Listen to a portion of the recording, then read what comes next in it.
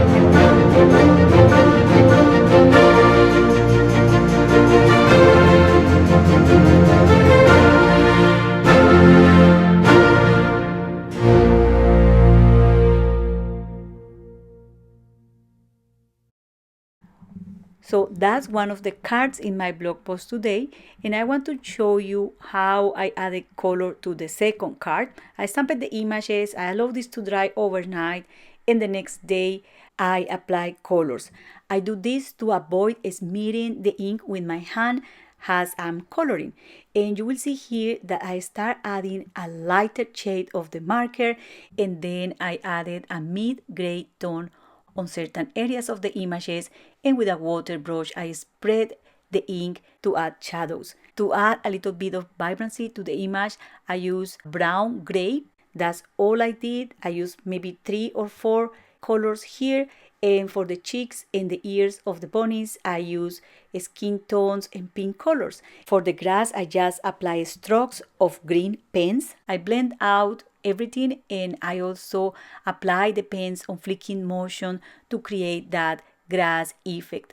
To add colors to other elements in this image, I apply the same technique with different colors, and that's pretty much it. It took 11 minutes to add color to this image.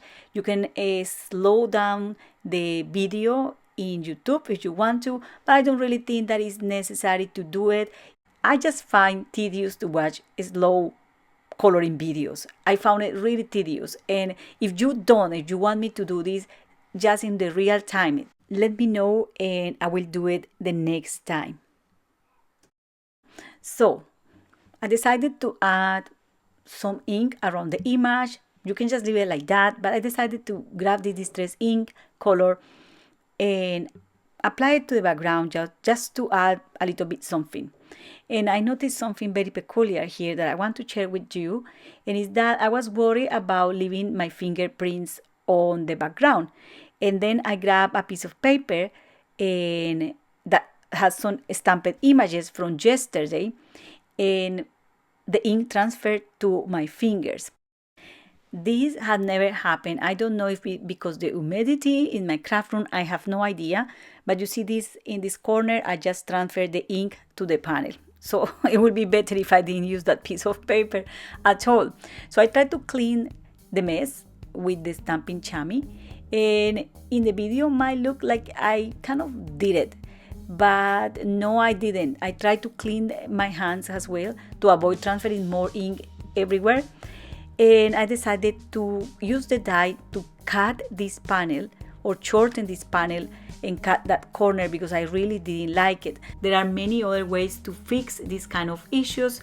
I just choose this one also to show you that you can use the SLIMLINE dies that you might have to cut small panels, but more importantly that you might need to heat set the ink after stamping on this kind of watercolor paper that is awesome to do watercolor. A last tip regarding stamping is to stamp your sentiments at last. You have to plan, ideally, I never do it, but you have to plan where you are going to stamp your sentiments and do it at the very end to avoid smearing the ink of the sentiments, and also because if you do any ink blending over this, the ink is going to blur a little bit and you want really nice and crisp sentiments. To clean the stamps, I use a wet stamping chamois. This is not so wet, it's pretty dry at the moment, but you know that I craft in my garden and I don't have water supply here, so I just spray water on the chamois and it works. This is the stamp chamois by Fawn. I have 2 of them and they are completely destroyed, and they are a piece of material especially designed to clean your stamps. They are highly durable because I have them maybe 4 years ago and I use them in daily basics. You can see the condition of my stamp chamois. And the great thing about them, even if they are stained, you can wash them. You have to get them wet and then you clean your stamps, and this will lift the ink and it won't leave any fiber on the stamp. I think that's key because when you use wipes or a towel or fabric or anything else to clean the stamps, some fibers get transferred to the stamp, and then that's going to get transferred to your artwork as well, achieving splotchy edges on your sentiments and your images. So that's another thing I wanted to say. And that's all for today. I don't want this video to be super long, and because I don't want to, I'm going to show you as well some cards that I shared yesterday, also using other Anita Jeram's illustrations. These cards feature fun sentiments and fun images, and they are also in my blog waiting for you. So do not forget to subscribe to my channel or visit my blog for more ideas and inspiration. Thank you very much for watching, and happy crafting. Bye!